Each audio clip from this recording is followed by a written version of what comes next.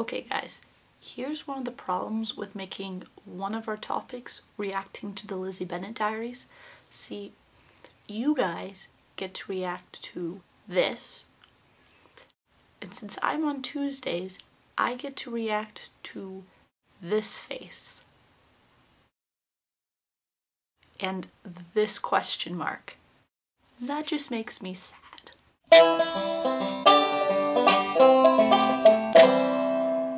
JC, to answer your question, I don't really have any body talents, though there may be not everyone can do that.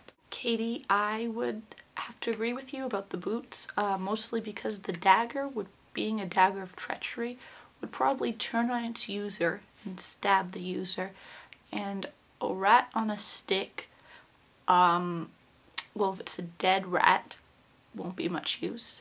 If it's a living rat, will probably just run away, so your boots are probably the best bet. Well, Melanie, I cannot condone you driving and filming. I think it's really impressive that you drive on ice. That freaks me out to no end. And just, we haven't had a lot of snow, but we had a recent serious snowfall in Toronto.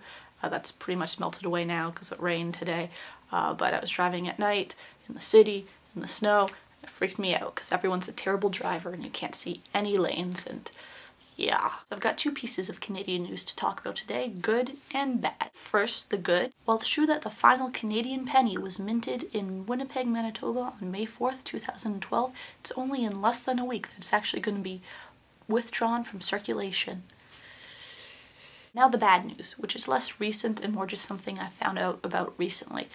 Now last year, Canada joined something called the Trans-Pacific Partnership, which is a trade agreement between almost a dozen countries. Now, one of the big problems with this trade agreement is all the secrecy surrounding it. All the governments involved refuse to really release any information about it, about what they're negotiating or what the terms will be, and so on and so forth. The other big problem, especially in Canada, is that the government ran a whole bunch of studies to see how people felt about it, and it seemed to come back rather negatively, that people didn't want this, and the government went ahead and joined it anyway. And finally, the part about the partnership that will affect us the most is that by joining the partnership, Canada will agree to extend its copyright term by 20 years. Canada follows the minimum requirements for copyright, which is author's life plus 50 years.